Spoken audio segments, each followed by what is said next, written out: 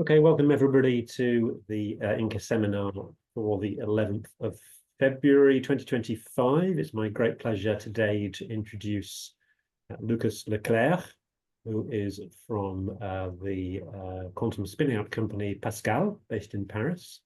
And Lucas will be talking to us about implementing transferable annealing protocols on neutral atom quantum processes. So over to you, Lucas. Thank you. Thank you for inviting me first. And yeah, I'm going to talk to you about some works I did during my PhD, which was trying to implement and find transferable annealing protocols on our device to solve some problems. So just to give a brief overview about what I will be talking about today, I will just start by giving you the tools to solve MIS problems, the maximum independent set problem, which is a really simple combinatorial optimization problem that you can solve with neutral atoms. Then I'm going to introduce the variational quantum annealing paradigm and see how we can build from that transferable protocols that we could use on various graphs. And then I'm going to show you some numerical and experimental results when we wanted to check the size scaling of those applying those transferable protocols on instance, such as MIS of 100 qubits. So let's start just with a few small introduction about first quantum computing with neutral atoms. So I don't know if you are familiar with this technology, but the two building blocks of a neutral atom quantum computer, such as the one which are built by Pasqal, and that you can find in this picture. So this is a setup which is called Orion Alpha, and which can go up to 100 qubits.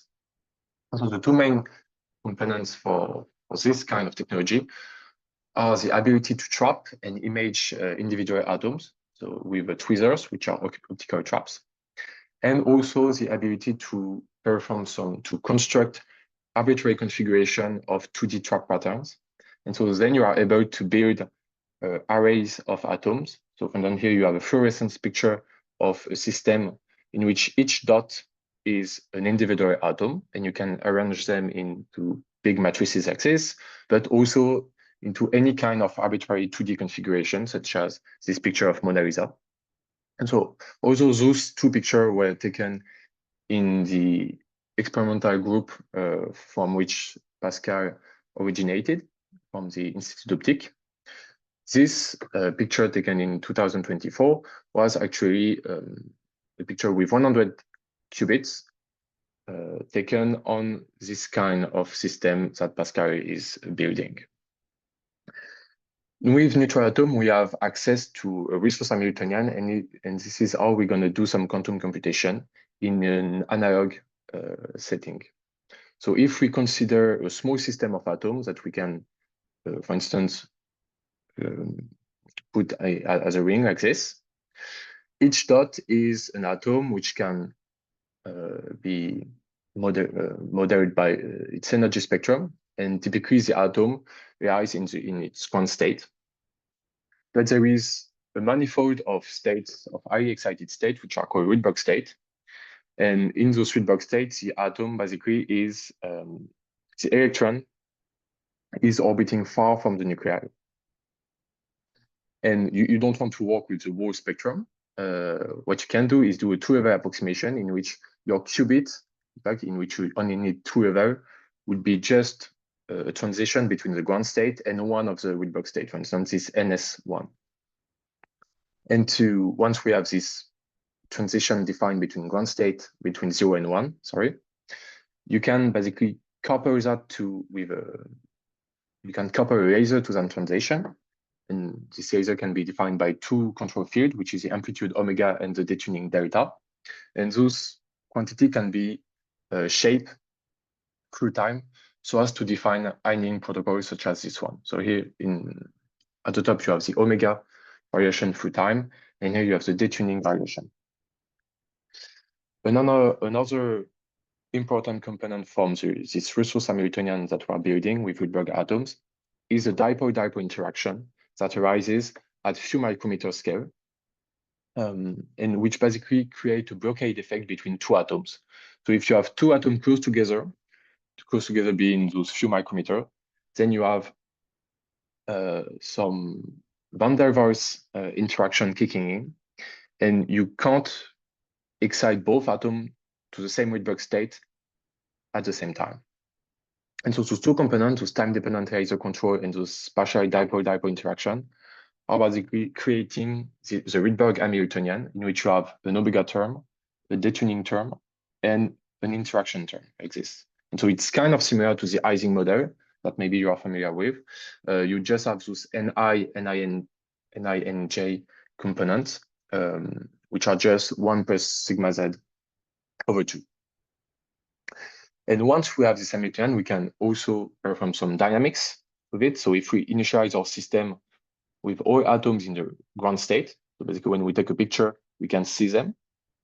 Then we can let the system evolve according to this global Hamiltonian that I've defined before, and we get a final state. We don't have access to this final state like this, since it's a quantum state. But if we perform, if we do some fluorescence picture of our system, we can get a picture like this, in which the white dots are atoms in the ground state and the red dots are atoms in the Rydberg state. And if we repeat the preparation, the evolution, and the measurement, we get another picture. And if we repeat that a lot, we get a distribution of probability of all the basis states, and it enables us to get an approximate picture of the finite state. For instance, in that case, it was almost a perfect antiferromagnetic state in which you have a superposition of those two alternating spin configuration. And with those neutral atoms, quantum computer, and the dynamics they can perform, you can try to tackle a variety of problems, of combinatorial or machine learning problem. But today I'm just going to talk about a very simple and native problems that we can embed in our system, which is a maximum independent set problem on unit disk graphs. So maybe you are already familiar with this, but for instance, if we take a very short example with this map of France, and each dot is an antenna.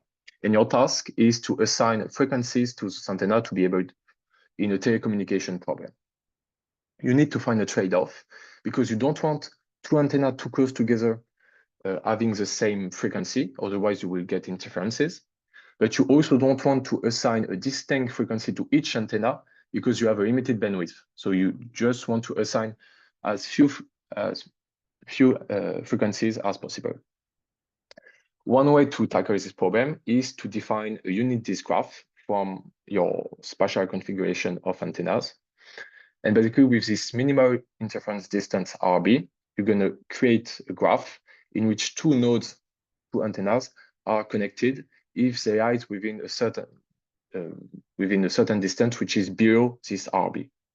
And so all the constraints of your problems are basically embedded into the connectivity of this graph. And then when you want to assign a frequency, for instance, the red frequency, you just need to select a subset of nodes and say, those antenna will use this frequency. And you will only look for what we call independent set configuration, in which you have no two nodes activated connected to each other. So for instance, this is an independent set. This is also an independent set, but this is not an independent set because you have red nodes connected. And usually in many optimization problems, you can map them to find the maximum independent set, so basically the largest subset of nodes for which no two nodes are connected. To find this maximum independent set, you can write this problem in an optimization setting in order to minimize this cost function, which takes a configuration as an input and the constraint in the cost function. And then if you minimize this, for instance, you get this configuration, which is the maximum independent set, of these graphs. But for n nodes, finding MIS among 2 to the power n possibilities is usually hard, and this is why people are trying to solve that with quantum computers. And with neutral atom, we can map MIS solution to basically Ising ground state.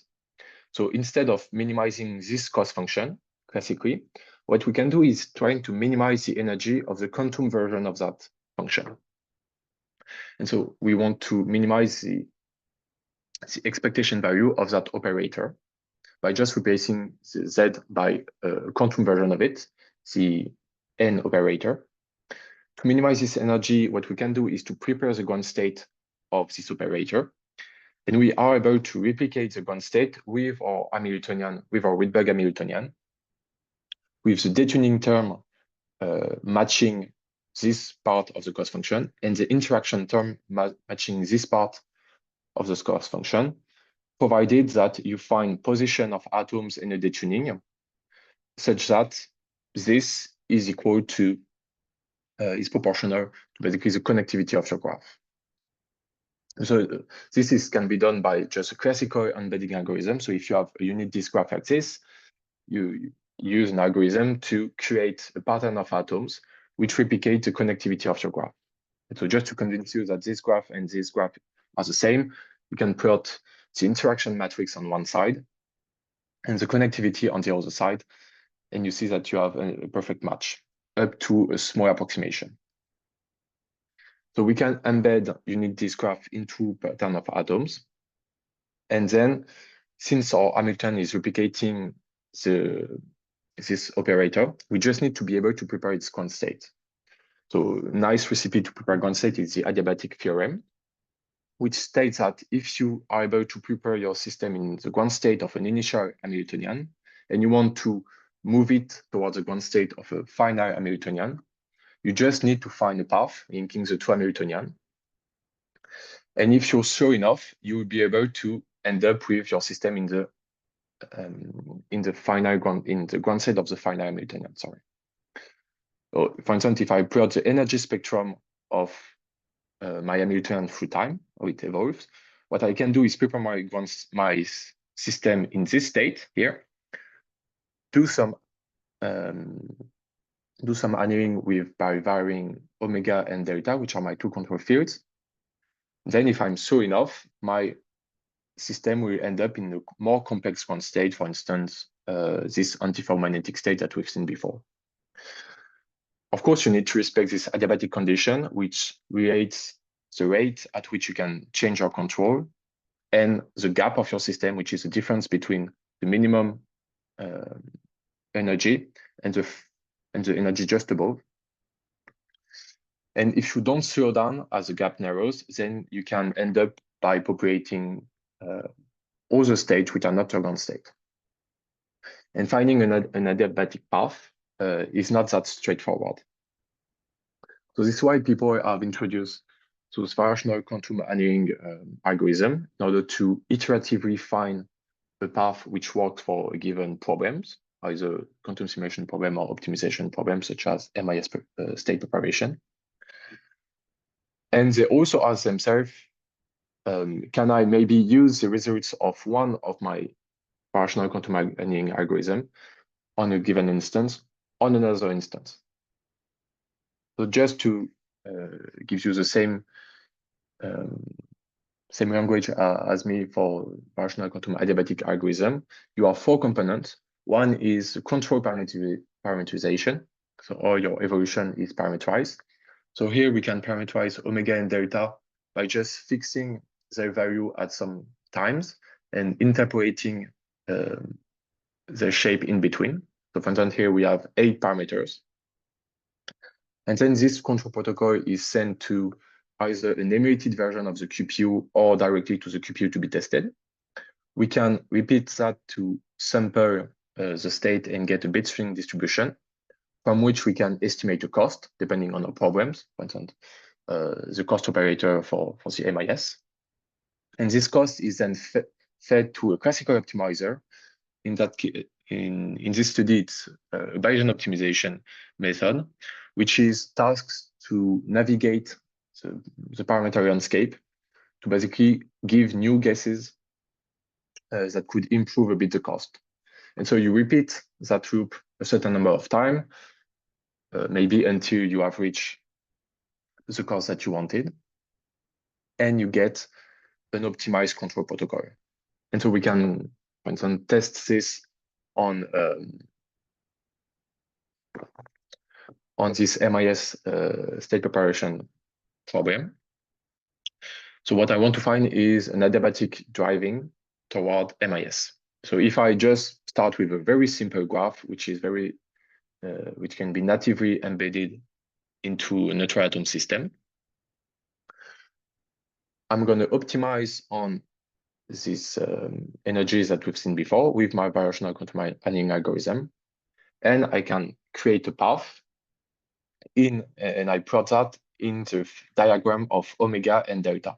So I'm starting maybe at some places with delta negative and omega equal to 0. Then I'm slowly changing the value of omega and delta until I'm deep into this yellow region, which is a MIS phase, which means like a region of parameters for which I'm sure to get a MIS when I apply.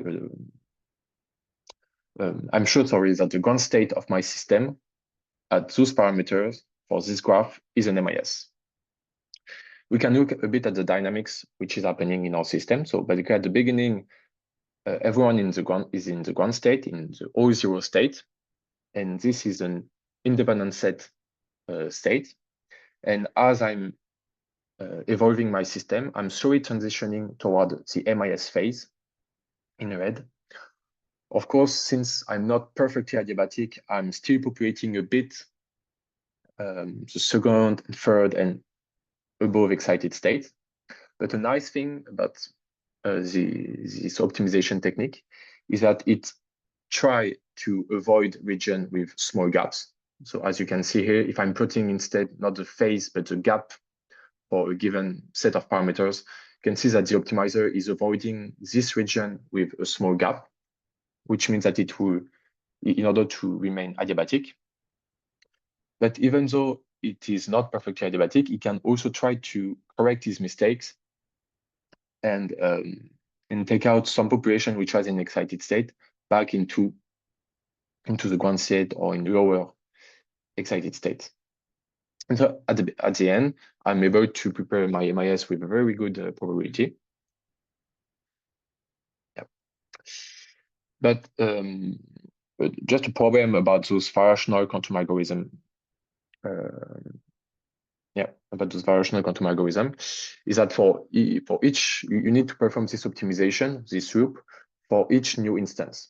And it can have quite a prohibitive cost, especially if you run that on a quantum computer. And so people were wondering, is it possible to optimize my protocol on a given graph and then transfer this protocol to another graph, either by just applying the same protocol to a different graph, or maybe by modifying it a bit. So here's a question that we were interested in this work, was to find one adiabatic path, or at least annealing path, which work for a family of graphs. And so we started by looking at, for a given, can we create a family in which we have some concentration of optimal parameters? For instance, if we start by a trap pattern, a triangular trap pattern, and just sample some graphs from it, so by just doing some random work. So we have a data set of similarly looking graphs because they have the same kind of local connectivity. So they are all triangular graphs. And if we apply on each of those graphs this annealing protocol and try to sweep over the value of the last two values of the detuning, we can get some average landscape like this. And we should have the two detuning term here. And so you see that although for each graph, you might have, so the circle are the location of the optimal parameter for a given graph. So you see that they are all concentrating within a small region. And when you are superposing all the landscape, for instance, here it's almost a probability of MIS, it's just a cost, which when it's 0, it means you have the MIS. When you're superposing everything, you have a region in which the average cost is close to 0. And you can also look at other kind of geometry, for instance, the square geometry, and you also have some kind of concentration of parameter inside a small region, with the efficiency being a bit poorer because we have a bit of trouble embedding square graph into neutral atoms because of the 1/R6 interaction term. But nonetheless, you still have some concentration of parameters for annealing annealing protocols. So thus, if we generate a dataset of small graph with the same connectivity, for instance, triangle 1, and we optimize on all the graph at the same time, we can get some optimization profile like this, in which at the beginning it's quite hard to find a protocol working for all the graphs. Then you have some intermediate region in which it works for some of the graphs, but on average it doesn't work because some other graphs it works very well on some graph and very bad on some other graphs, and so on average it doesn't work. Sorry. And in the end, you can find a protocol working for all the graphs up to 10 to the -3. So basically getting a probability of MIS of 99.9% for all the graphs. And if you plot all this optimized annealing protocol for all the graph evolve in this omega delta phase diagram, you can see that it's going straight into this phase of MIS, which is basically the superposition of all the MIS phase for all the graphs. And within the constraints that I've imposed for it, in order to be able to test that on the QPU later, it's still trying to avoid a region with small gaps. But so this protocol is, and if you test that on other small graphs, which are triangular, you can get a really good efficiency of MIS preparation. But the question interesting to check is how does that scale with the number of atoms? So, okay, if I optimize my protocols on graph up to size 10, how does my protocol works on graphs with size up to 100? And so this is what I want to dive a bit into this with this last part, in which we studied the size scaling and also either in the numerical study, but also on the hardware. And so to work with the hardware, we could work up to 100 qubits. So we generate a trap pattern of triangular trap pattern up to 200 traps, which and with that we were able to create graph up to 100 qubits with those kind of topology. And then if you embed those graphs on this Orion Alpha setup, and you take a picture before the dynamics, you get something like this. You apply the protocol optimized for triangular graphs up to size 10. And when you sample, you can already get some MIS without the need to optimize directly on this big graph.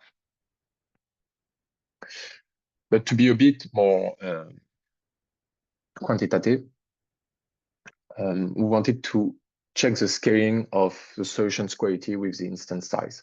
To that, so we created a data set of 20 random graphs for each size 10 to 100. At those sizes, you can still emulate the dynamics a bit with matrix product state. And just to normalize everything, we also got the MIS size for those graphs using a CPX algorithm, which is a classical solver, a state-of-the-art classical solver, which can solve MIS quite quickly. Sorry, yeah. And so here is the result. So I can walk you a bit through it. On the x-axis, you have the increasing size of the problem from 10 to 100. And here you have the cumulative probability of the distribution that you measured from your state. And it's they are separated as MIS, MIS-1, MIS-2. So for instance, MIS-1, you have measured an MIS with one, and there was one error. So it was almost an MIS, just one node short. MIS-2, it's two errors And IS, it just you didn't have any constraint weighting.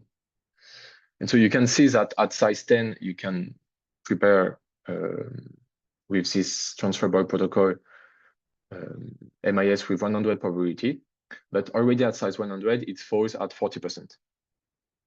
And you can fit the decay with the size with an exponential fit and check, for instance, and extrapolate that at size 1000, you will only get 10 to the minus 5, sorry, so 10 to the minus 3%, so 10 to the minus 5 probability of getting an MIS. And this is expected because we see the adiabatic criteria, which states that your efficiency will decrease with the gap. And the gap is decreasing with the size, depending with scaling a bit depending on the geometry. But so if you want to fight a bit those diabatic error, you need to stretch your schedule in time. So instead of maybe 3 microseconds, you will put it up to 6 microseconds. But here we really wanted to just check for a given protocol, how are the diabatic errors scaling. And a good news is that you have still a slower decay of good enough solution. So if you not limited by just wanting MIS, but you also accept MIS -1 and MIS -2, then at 1000 nodes, you still have like 50% of measuring those solution, those good enough solution. And you can use some classical post-processing to go from a MIS -2 to a MIS, for instance, in short time. But those were results obtained in simulation. And when you implement that on a natural atom quantum computer, so for instance, for size 30, 50, 70, 80, and 100, and you take 1000 shots or measurement per problem, you get something like this, with the experimental dot being the dots being the experimental results. And the scaling are much worse, just because, in fact, of detection errors. So detection errors is when you just when you measure an atom, you have a small probability of when you should be measuring a 0, you measure 1, and conversely. So you can check by just taking the simulated data obtained before with tensor network and applying those detection error. You can check that you have an agreement between the emulation and the experiment. Because the decay can mainly be explained by the detection errors, and basically the size scaling is affected by this exponential term in n. And so basically most measurements when you are at large sizes, you see are in fact non-independent set, because you have detection errors of flipping 0 to 1, transforming your MIS or your MIS -1 into MIS +1, +2, which are not varied solution. And so those detection errors are basically killing the signal at larger sizes. You have some way of coping with those errors. Either you can, usually when you perform some optimization directly on your QPU and you don't want those errors to affect your cost, you can try to truncate the distribution, only take, for instance, the 50% best string or best part of your distribution. But this is only useful in the optimization. And when you're scaling with size, usually, for instance, at size 100, maybe 70% of your distribution is actually due to detection errors and not because of the state you are measuring. One other way is to directly correct the detection errors if you know them. So if you know for each qubit what are epsilon and epsilon prime, you can try to apply the inverse matrix to the measured distribution. But this scales quite badly with the number of qubits. You can still manage to perform that up to size maybe 100, but then you need a large number of shots to get a good precision. And a last possibility is to not try to correct, but try to post-process the bit string by enhancing them. The key, when you sample your system and you see that you have 2 excited nodes sitting together, then it means that it should be due to detection errors, and so you can remove one of the nodes. And also, if you have some trivial node which is not activated, like this one, you can try to add at most n node when possible, but it still scales badly with n. So you can work with maybe adding 1 or 2 nodes, but more is kind of computationally intensive. But we can still try to apply this bit string enhancement into our experimental results. And it takes usually, like, for one graph of size 100, it takes like 1 second to check if we can add 1 node, and 3 seconds if we need to add 2 nodes. But it still modify a bit the scaling, basically removing at least the non-independent set, which are really bad solution. So it's improving a bit the scaling. But nonetheless, with all of those, in terms of runtime of MIS sampling, so it may be like it may be 1% to measure MIS at size 100. So we still take you a few minutes to be able to sample that on a quantum computer, or on a neutral atom quantum computer. It's still far less than if you were doing this optimization loop on this graph, but it's still far more than with a classical simplex solver, which is of order a few milliseconds. So one nice thing to enhance one nice thing that I've already told you about to enhance a bit the probability is to accept solution with lower quality. So basically, if you are here, you can maybe accept up to MIS -4 to be able to get 50% probability of measuring the solution. But yeah, it's really you really need to find a balance between sampling runtime and an acceptable solution quality. And so just to conclude about this work, using some transferable protocols can avoid basically having to do an optimization from the beginning on a new graph. So if you have performed optimization already on one graph and you have another similar looking graph, you can try to apply this protocol. This study was limited. So the study given in the paper was limited to local unit disk graph, because those are the ones that we can very easily embed into our system. But in fact, it could also be tested on non-unit disk graph if you are able to transform them using gadgets into unit disk graphs. And so usually those gadgetized non-unit disk graphs, they are mappable to regular lattice, such as triangular or square ones. So you can use, it would be interesting to check if you can use transferable protocol tailored to those geometry. And of course, the detection errors can only be when you are then testing that on the hardware and maybe trying to, in the future, if you want to sample MIS at 1000 nodes, the detection errors can only be partially mitigated. So it's really a question of being able to maybe accept a solution with poorer qualities. But so if you are interested in this work, there is an archive paper. We have submitted that to a journal, but it's in the process of acceptance. Those were the sponsor of the project. I just want to say thank you. And if you have any question, I'm still here.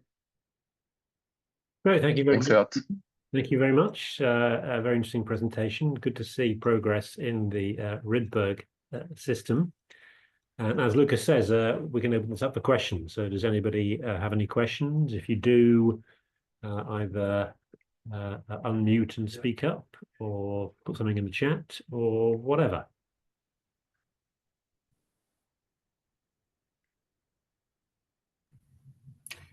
Maybe I can ask a question, even if it's not clearly totally related to the protocol presented here.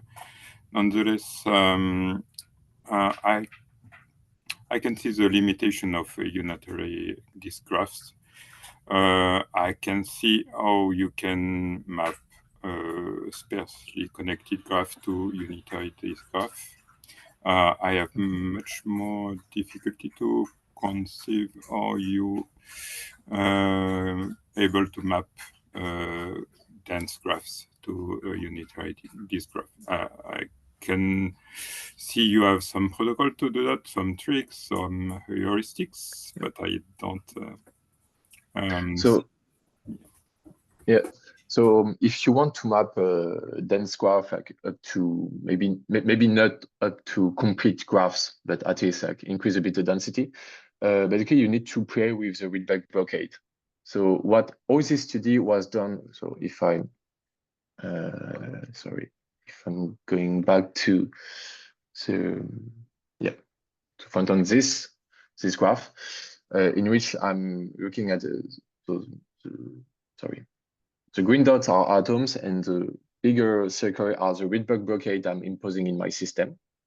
If I increase my Rydberg blockade by just changing my interaction term, changing maybe the Rydberg level or working at with different parameter, then I can just increase those circle and make this atom linked to atoms which are far away. So I can try to really increase the number of neighbors of one atom on with this Rydberg blockade and this topology. Here I'm limited to having nodes connected to having 6 neighbors, basically. If I increase this Rydberg blockade on the same topology, I can increase up to with another hexagon. So I can increase the number of my neighbors. But for that, of course, you need to be able to increase the interaction constant. It's possible, but yeah, just kind of you need to choose your hardware parameter. So if you increase your interaction, maybe you have less controls on the value of omega or detuning. It's always a trade-off. Okay, right. Thank you. Any further questions?